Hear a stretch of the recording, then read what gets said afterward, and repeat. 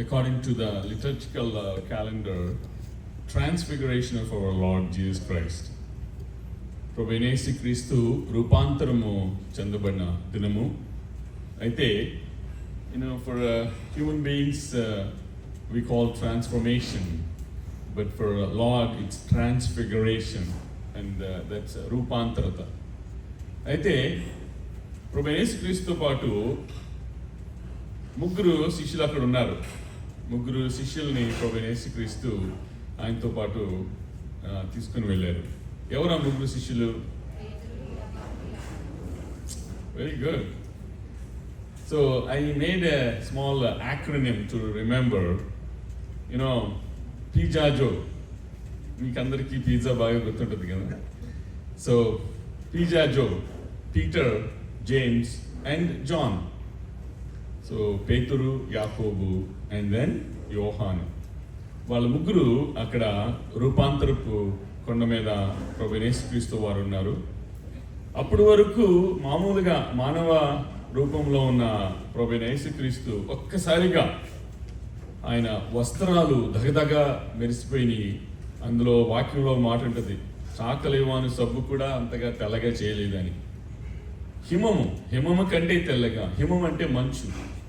ఇప్పుడు చూడండి, ఎప్పుడైనా స్నో పడుతున్నప్పుడు ఎంత వైట్గా ఉంటుందో. ఎవరైనా లాస్ట్ మంత్ పడిన స్నో కంటే ఈ స్నో పెద్ద తెల్లగా లేదని అంటారా? ఎవ్రీ టైమ్ ఒకటే ఫ్రెష్నెస్. అది కింద పడింది మురికి అవుద్ది, కానీ పడేటప్పుడు మాత్రం ఫ్రెష్ వైట్. సో అట్లా హిమము కంటే తెల్లగా. అండ్ ప్రభువైన యేసుక్రీస్తుతో పాటు ఆ ముగ్గురు శిష్యులు ఇద్దరిని చూశారు. ఎవరా ఇద్దరు? ఎస్, మోషే అండ్ ఏలియా. ఇక్కడ మా ఈ స్థలం చాలా బాగుంది, ఎందుకంటే అక్కడ ఈవెన్ వాళ్ళు స్వరం కూడా విన్నారు. ఈయన నా ప్రియకుమారుడు, ఈయన యందు నేను ఆనందించుచున్నాను అని చెప్పి. అంటే నిజంగా ఇప్పుడు ఆల్ ఆఫ్ ఎ సడన్ మనం ఎవ్వరూ మాట్లాడకుండా సడన్గా మన ఇంటి కప్పులో నుంచి, అంటే పైన ఎవరో ఉండి మాట్లాడటం కాకుండా మనం ఓపెన్ గ్రౌండ్లో ఉన్నప్పుడు ఆకాశం నుంచి ఒక స్వరం వినబడితే ఎంత ధన్యత కదా. అట్లాగా యెహోవా దేవుడు మాట్లాడటం వాళ్ళు చెవులారా విన్నారు.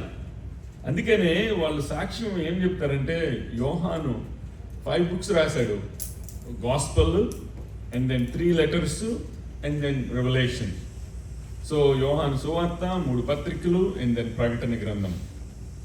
అయితే పత్రికల్లో అక్కడ ఏమని రాస్తుంటుంది అంటే, మేము ఏదైతే కన్నులారా చూసామో, మేము ఏదైతే చెవులారా విన్నామో, ఏదైతే మేము తాకామో వాటిని గురించి, ప్రభు యేసుక్రీస్తు గురించి మేము ప్రత్యక్ష సాక్షులం.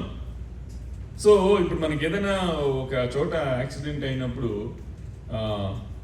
వాళ్ళు కాప్స్ వచ్చినప్పుడు అసలు ఎవరు చూశారు ఫస్ట్ అని అడుగుతారు. ఎవరైనా విట్నెస్ ఉన్నారా, ఇక్కడ ఎలా జరిగింది అని వాళ్ళని అడుగుతారు. సో అట్లా ప్రభువైన యేసుక్రీస్తుని ఆ రూపాంతరపు అనుభవాన్ని అక్కడ వాళ్ళు చూడటం, అదంతా మనకి తెలిసిన విషయమే. అయితే ఈరోజు ట్రాన్స్ఫిగరేషన్ గురించి కాదు, కానీ ట్రాన్స్ఫర్మేషన్ గురించి వాక్యాన్ని నేను అందించాలని ఆశపడుతున్నాను.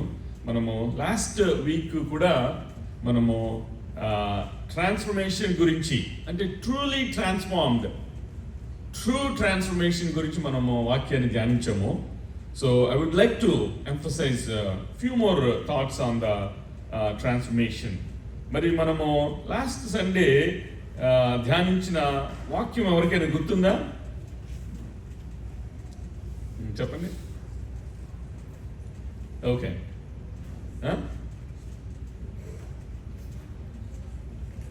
yeah, so you don't need to turn your Bibles, but I'm going to remind you.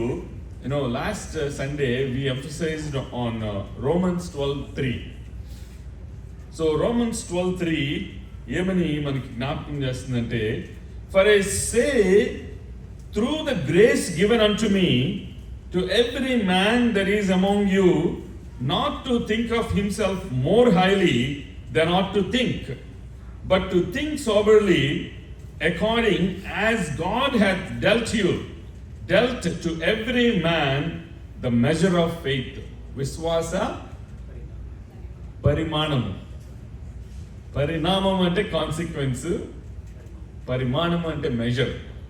మన యొక్క విశ్వాస మరి పరిమాణాన్ని బట్టి, మెజర్ ఆఫ్ ఫెయిత్ని బట్టి ఇక్కడ ఏమని అంటున్నాడంటే, తను తాను ఎంచుకొనదగిన దానికంటే ఎక్కువగా ఎంచుకొనక దేవుడు ఒక్కొక్కరికి విభజించి ఇచ్చిన విశ్వాస పరిమాణ ప్రకారము తాను స్వస్థ బుద్ధి గలవాడునొకటికై తగిన రీతిగా తన్ను ఎంచుకొనవలనని నాకు అనుగ్రహింపబడిన కృపను బట్టి మీలోనున్న ప్రతివానితోనూ చెప్పుచున్నాను. అయితే మనము చాలా విషయాల్ని ధ్యానం చేశాము. And we also, discussed and then meditated about 3 R's. So 3 R's అనగానే వేరేదేదో గుర్తు రాకూడదు. సో కాబట్టి ఏంటి 3 R's?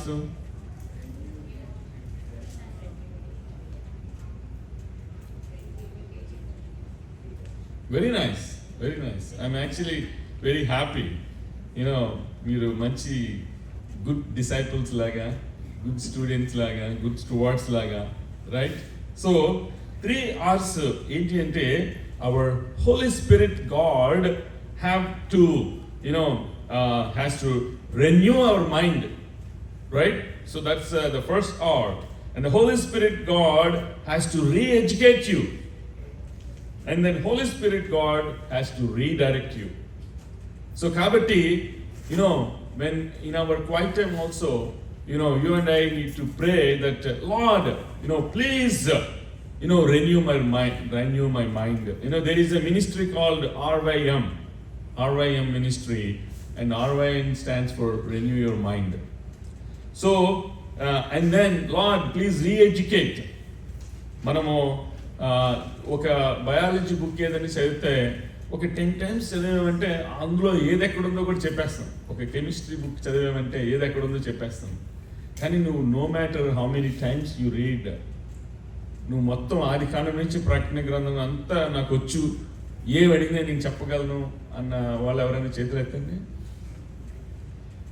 So no matter how many, it is good to read multiple times.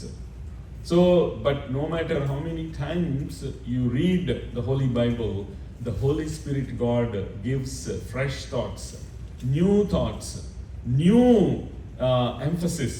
And then, so every time when you meditate the Word of God, the Holy Spirit will talk to you. And then sometimes, నువ్వు అది ఎక్కడ చదివి ఉండవు, ఎక్కడ చూసి ఉండవు, but how did I get that revelation? That's from the Holy Spirit God. Mari, that is how when you meditate the Word of God, the God talks to you, the Holy Spirit God talks to you. So God, needs to renew and re-educate and redirect.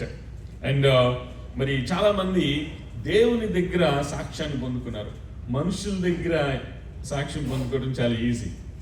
ఎందుకంటే మనం కూడా మనుషులే కాబట్టి ఎదుటోళ్ళని బాగా impress చేయొచ్చు, right? మన motifs వేరేగా ఉన్నా కూడా మనం మాత్రం ఎదుటిని ఫ్లాట్ చేసేయాలంటే మనకి ఆ ట్రిక్లు, జిమ్మిక్లు అవన్నీ మనకి బాగా తెలుసు. సో మనుషుల్ని మనం ఫ్లాట్ చేయగలమేమో కానీ మన యొక్క అంతరంగ స్వభావాన్ని ఎరిగిన దేవుణ్ణి మనం మోసం చేయలేము. Because he knows our motives. ఒక వ్యక్తితో నీకు అవసరం ఉన్నప్పుడు, మనం చాలా రోజులైందండి మనం కలిసి, మా ఇంటికి ఒకసారి డిన్నర్కి రండి అని పిలిచిన తర్వాత ముందు అసలు ఎందుకు పిలిచుంటాడప్ప, ఏదో ఉంది మొత్తానికి, అంతా అయిపోయిన తర్వాత అడుగుతాడేమో అని చెప్పి మనం అనుకుంటాం. ఎందుకు అంటే సమ్ మోటివ్తో ఒకరు మంచిగా ఉన్న ఆ మోటివ్స్ని ఎవరు మ్యాన్ కైండ్ కనిపెట్టలేరు. But God knows your the in and out, inside out, right? So అయితే ఆ మోటివ్స్ని కూడా దేవుడు తెలుసుకోగలడు. మన ఊహ, మనకి తలంపు పుట్టక మునిపే, మన మాట నోటి ద్వారా బయటికి రాక మునిపే సమస్తాన్ని ఎరిగిన దేవుడు. అయితే ఇక్కడ మరి మనుషుల దగ్గర సాక్ష్యం కాకుండా దేవుని దగ్గర సాక్ష్యం పొందుకున్న కొంతమంది గురించి మనకు తెలుసు. ఈరోజు చదవబడిన వాక్యంలో నా ఇల్లంతటిలో నమ్మకమైన వాడు మోషే అని చెప్పి మనం ఈరోజు స్క్రిప్చరల్ రీడింగ్లో చదువుకున్నాం.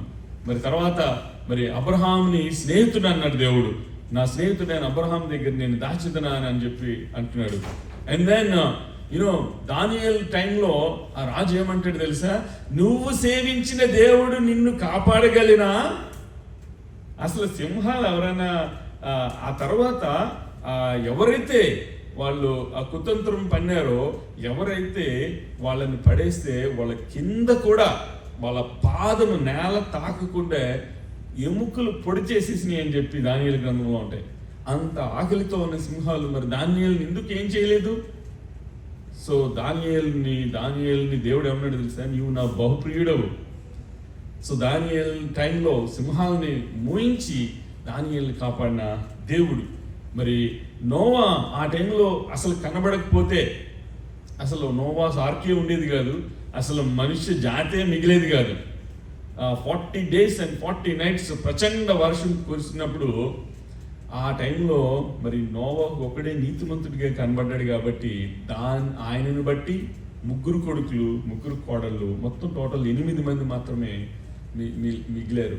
సో అట్లాగా మనుషుల దగ్గర కాకుండా దేవుని దగ్గర సాక్ష్యం పొందిన వాళ్ళు. అండ్ దావీదుని దేవుడు ఏమన్నాడు, నా హృదయానుసారుడు అని చెప్పి అన్నాడు. అయితే మనము ఇంకా కొంచెం ముందుకు వెళ్దాం మరి ట్రూ ట్రాన్స్ఫర్మేషన్ గురించి, రైట్?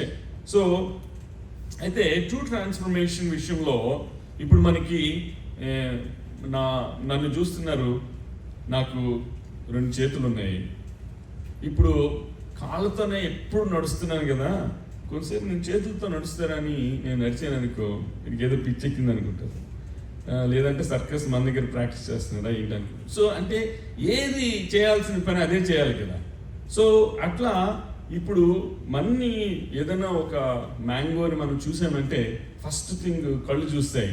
అండ్ దాని తర్వాత ఆ కంటితోనే కనుసైకి చేస్తే మ్యాంగో మన దగ్గరకు వస్తుందా? రాదు. సో మ్యాంగోని కొట్టాలంటే చేయి తీసుకొని రాయి తీసుకొని కొడితే మ్యాంగో కింద పడుతుంది.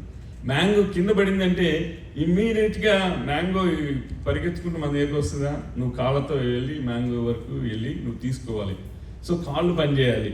అండ్ దెన్ తర్వాత ఆ మ్యాంగోని నువ్వు నోట్లో పెట్టుకుని తింటే మొత్తం అంతా చ్యూ చేసినప్పుడు అది లోపలికి వెళ్ళిన తర్వాత డైజెస్ట్ అవుద్ది. డైజెస్ట్ అయిన తర్వాత మనకి న్యూట్రిషన్. అయితే ఒకసారి ఆర్గన్స్ అన్నీ స్ట్రైక్ చేసినాయి. ఏంటంటే మనం అన్నీ చేస్తూ ఉంటే పొట్ట మాత్రం కూర్చొని తింటుంది.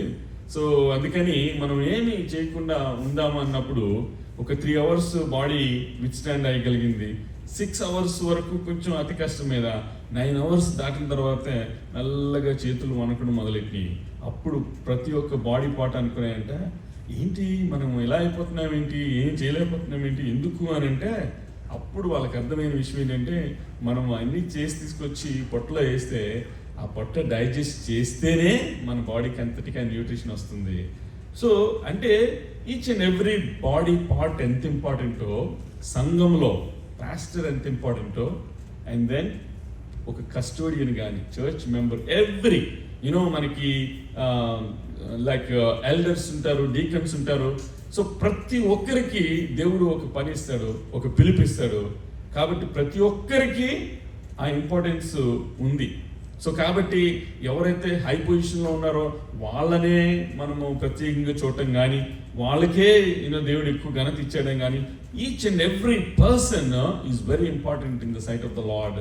సో అదే విషయాన్ని అపోస్తలుడైన పౌలు యాక్చువల్గా మళ్ళా ఈ రోమీయులకు రాస్తూ అంటున్నాడు. ఇప్పుడు మనము 3rd verse చదివాం కదా, మరి ఎవరైనా 4th and 5th verse ఒకసారి చదవండి.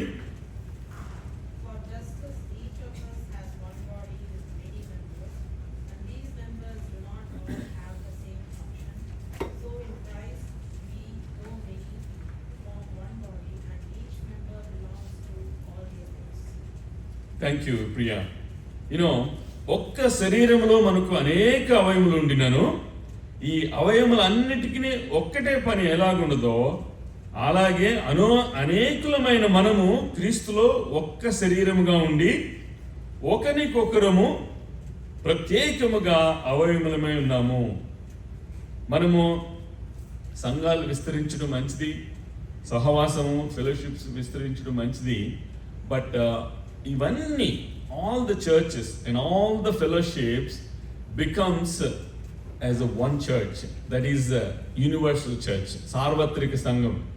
సో దేవుడు మరి ప్రభువైన యేసుక్రీస్తు ఆయన పెండ్లి కుమారుడిగా, రైట్, వరుడుగా ఆయన వస్తున్నప్పుడు వధు సంఘం అంటే ఒక సంఘం అంటే అది యూనివర్సల్ చర్చ్, సార్వత్రిక సంఘం.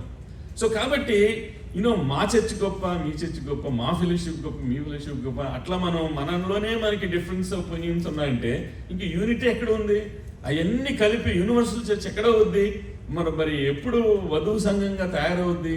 సో కాబట్టి ఇక్కడ మనము అందుకనే ఒక శరీరంలో మనకు అనేక అవయములు ఉండినను ఈ అవయములన్నిటికీ ఒక్కటే పని ఎలాగుండదో అలాగే అనేకులమైన మనము క్రీస్తులో ఒక్క శరీరంగా ఉండి ఒకరికొకరము ప్రత్యేకముగా అవయములమే ఉన్నాము. సో కాబట్టి the church is the body of the Jesus Christ. And who is the head of the church? Jesus Christ is the head of the church and body, అందుకనే yes, of course God has given a place to worship, but even if there is no place, if there are a group of believers gathered together, that is a church, because church is not a building but it is a group of believers. Wherever the group of believers gather together, and that is a church. So కాబట్టి ఇక్కడ మరి మనము దేవుడు మనకి ఎట్లాంటి grace ఇచ్చాడు అంటే, అసలు గ్రేస్ అన్న మాటకి ఎవరైనా ఒక డెఫినేషన్ ఇవ్వగలరా? In your own terms, how do you define grace?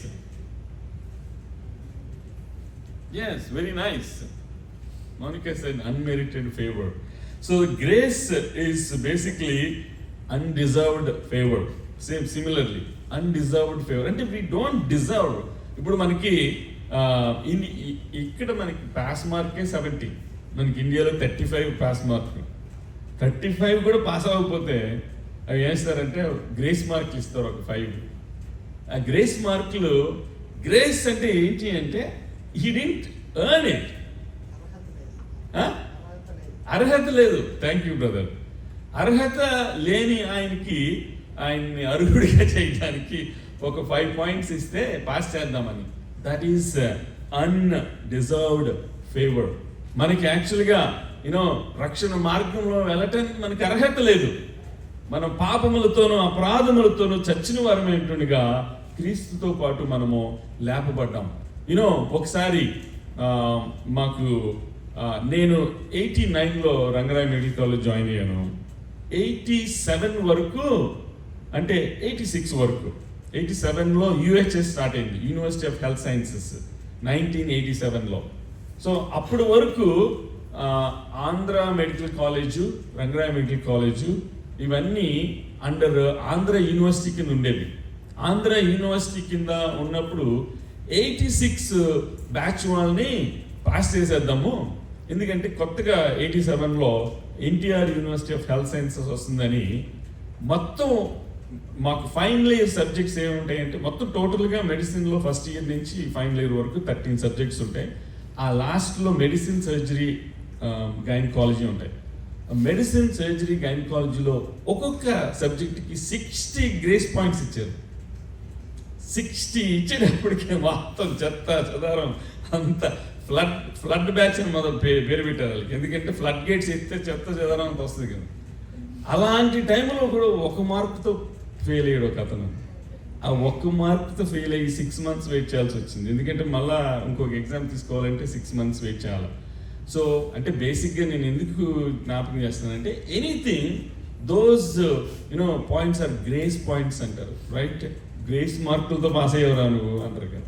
So అట్లా మనము undeserved favor is basically grace. Forgiveness may break a cycle of retaliation. War between 2 countries, Russia or Ukraine or any other countries. మనము వార్ని end చేయాలి అంటే so that's ఒకరినొకరు క్షమించుకోవాలి. So forgiveness may break a cycle of retaliation. అందుకనే యెహోవా దేవుడు ఏమన్నాడు, వెంజియన్స్ is mine, యుద్ధము యెహోవాదే. ఆ రిటాలియేషన్ పార్ట్ నాకు వదిలేయండి, మీకు మీరే రిటాలియేషన్ చేసుకుంటే ఎట్లా? సో మరి యాక్చువల్గా ఒక శత్రువుని మనము అంటే ఇప్పుడు మనకి లైక్ మైండెడ్ పీపుల్నే మనం ప్రేమించినప్పుడు the publicans also doing the same thing, the tax collectors are also doing the same thing. What is that are doing anything extra అని చెప్పి బైబిల్ ఉంటుంది కదా. సో అక్కడ మన శత్రువుల్ని ప్రేమించినప్పుడు నువ్వు ఏం చేస్తావు అంటే ఎవరైతే నిన్ను హార్మ్ చేయాలనుకుంటున్నారో, ఎవరైతే నిన్ను హర్ట్ చేస్తున్నారో వాళ్ళని ప్రేమించినప్పుడు నువ్వు నిప్పులను కుప్పల కింద పోసినట్టు అవుతావు అని చెప్పి ఇప్పుడు యేసుక్రీస్తు ఒక మాట అంటారు.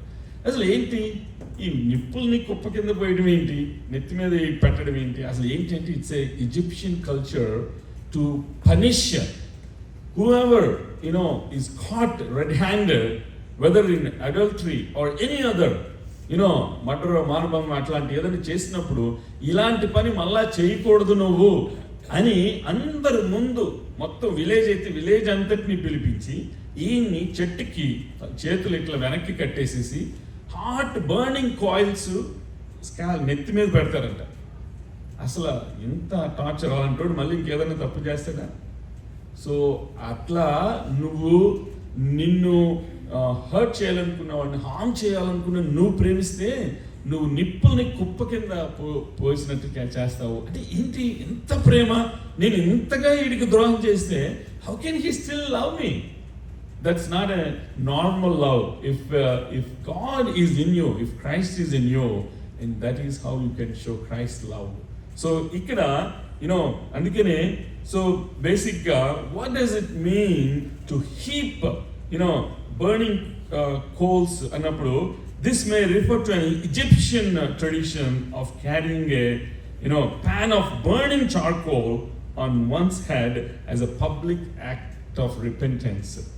వాడు ఆడు చేసిన తప్పుకి పశ్చాత్తాపం పొందడం కోసం that is how they used to punish that the people.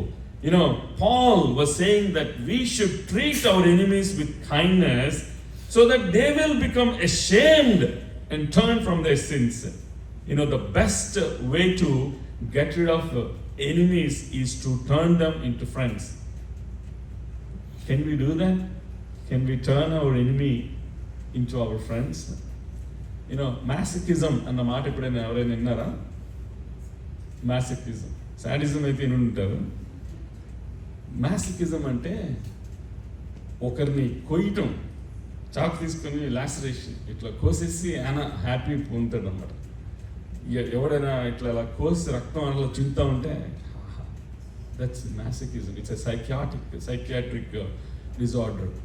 అయితే it's funny but it's a behavioural మెడిసిన్లో ఉంటుంది. ఏంటి అంటే person who knows that he's a masochist becomes a surgeon.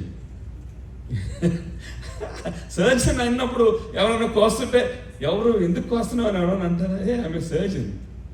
And see ఆ యొక్క సైకియాట్రిక్ కండిషన్ని he transformed into a profession.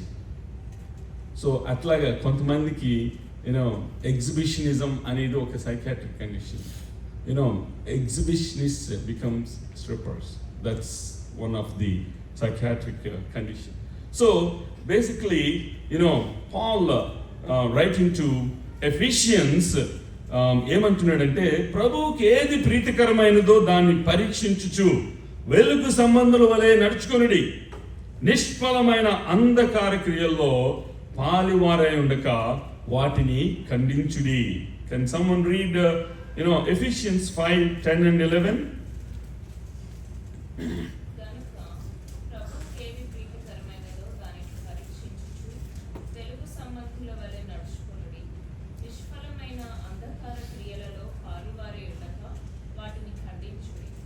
Thank you, Amulya. Verse 10 it's saying, proving what is acceptable unto the Lord. Like when you pray in your quiet time, you pray like, Lord, help me to lead a life that is pleasing to you. జనరల్గా కొంతమంది men pleasers ఉంటారు, మనుష్యుల్ని సంతోషపెట్టేవాళ్ళు. అంటే ఆ విధంగా మనుషుల్ని సంతోషపెట్టే వారంగా కాకుండా దేవుణ్ణి సంతోషపెట్టే వారంగా ఉంటే, like if we lead a life that pleases to the Lord, right? And then అందుకని proving what is acceptable unto the Lord and have no fellowship with the unfruitful works of darkness. కీర్తనకారుడు మొదటి కీర్తనలో ఏమంటాడు? దుష్టుల ఆలోచన చొప్పున నడువక, అపహాసకులు కూర్చుండు చోటన కూర్చుండక, పాపుల మార్గమున నిలువక, యెహోవా ధర్మశాస్త్రమును దివారాత్రము ధ్యానించువాడు ధన్యుడు. వాడు నీటి కాలువల ఓరన నాటబడిన చెట్టు వలె ఆకు వాడక తన కాలమందు ఫలించు చెట్టు వలె ఉంటాడు. అతడు చేయనది అంతయు సఫలమగును. Wow, what a blessing. నువ్వు పట్టిందల్లా బంగారం అయిపోతుంది అనుకో, నువ్వు ఏం చేసినా అది నీకు సక్సెస్ వచ్చేస్తుంది అనుకో, ఎంత ఆనందం కదా. సో మరి వాటన్నిటికీ కావాలి అంటే, ఇప్పుడు మనకందరికీ బాగా తెలిసిన సుపరిచితమైన కీర్తన 133వ కీర్తన, సహోదరుల ఐక్యత కలిగి ఉండుట ఎంత మేలు ఎంత మనోహరము. అది అహరోను గడ్డము మీదుగా పోయబడిన పరిమళ తైలం వలె ఉండును. హెర్మోను మంచు కొండల మీద. సో దాన్ని అట్లా కంపేర్ చేస్తూ లాస్ట్లో ఉంటుంది, అచ్చట ఆశీర్వాదమును శాశ్వత జీవమును అచ్చట ఉండవల్లని యెహోవా ఆశీర్వదించినట్టుగా ఉంటుంది. సో అంటే ఇప్పుడు ఎంత కంపారిజన్ బాగుంది, చాలా పొయిటిక్గా ఉంది. కానీ ఫైనల్గా నీకు బ్లెస్సింగ్ రావాలంటే ఫైనల్గా అక్కడ ఉండాల్సింది ఏంటంటే unity. Wear ever there is unity there is a blessing. అసలు సహోదరుల మధ్యలో ఒక పేరు తెంచుకొని పుట్టిన వాళ్ళు రక్త సంబంధులే కత్తులు తీసుకుని ఆస్తుల గురించి పొడుచుకుంటున్నారు కదా. సో అట్లాంటి వాళ్ళు మరి అన్నదమ్ములకే ఐక్యత లేనప్పుడు, ఎక్కడో ముక్కు తెలియని వాళ్ళు మనం అందరము ప్రభువైన యేసుక్రీస్తు రక్తములో మనము కడగబడి, మనము ఆయన రక్తములో మనము సహోదరులుగా మారేము. సో మరి అరే నేను ఆలోచించినట్టుగా ఎందుకు తను ఆలోచించడు? అరే ఒక అన్నదమ్ములే సరిగ్గా ఆలోచించలేనప్పుడు, లైక్ మైండెడ్నెస్ వాళ్ళకి లేదని మనము ఊరికినే ఇరిటేట్ అయిపోకుండా, ఫ్రస్ట్రేట్ అయిపోకుండా, ఇందాక మనము ఆ బర్నింగ్ కోల్స్ గురించి చూపించినట్టుగా మనమే ఒకవేళ మనం ఎక్స్పెక్ట్ చేసింది ఆయన చూపించకపోయినా కూడా మనం still going extra mile, going overboard, and then చూస్తే maybe he may turn at one day, right? So ఇక్కడ అందుకనే మరి have no fellowship with unfruitful works of darkness but rather reprove them. ప్రభువుకి ఏది ప్రీతికరమైనదో దాన్ని పరీక్షించుచు వెలుగు సంబంధులు వలె నడుచుకుని. ప్రియ సహోదరుడా, ప్రియ సహోదరి, చీకటి కార్యాలు అండ్ ఆల్ సిన్ఫుల్ యాక్ట్స్ యూజువల్గా నైట్ టైమే జరుగుతుంటాయి. అండ్ పట్టపగలు ఎవడం చేసి ఈయనెవడరా పట్టపగలే తాగుతున్నాడు ఏంటి, పట్టపగలే చేస్తున్నాడు ఏంటి, పట్టపగలు ఎవడు చేయడు. ఎందుకంటే అవన్నీ డార్క్ థింగ్స్, సిన్ఫుల్ థింగ్స్ అన్ని happens in the night time. అందుకని ఇక్కడ మనల్ని ప్రభు ఈ వాక్యం ఏమని జ్ఞాపకం చేసిందంటే, వెలుగు సంబంధుల వలె నడుచుకుని నిష్ఫలమైన అంధకార క్రియల్లో పాలువారి ఉండక వాటిని ఖండించి. నేను ముగిస్తున్నాను ఇంకా ఫ్యూ మినిట్స్లో. So wherefore be ye not unwise but understanding what the will of the Lord is. మీరు అవివేకులు కాక ప్రభు యొక్క చిత్తం ఏమిటో గ్రహించుకొనిడి. అండ్ చివరిగా నేను మరి ఈ యొక్క వాక్యం ద్వారా ముగించాలని చెప్పి నేను ఆశపడుతున్నాను. Turn your Bibles to 1 Thessalonians 4th chapter 3rd verse ఎవరైనా చదువుతారా? 1 Thessalonians 4th chapter verse 3.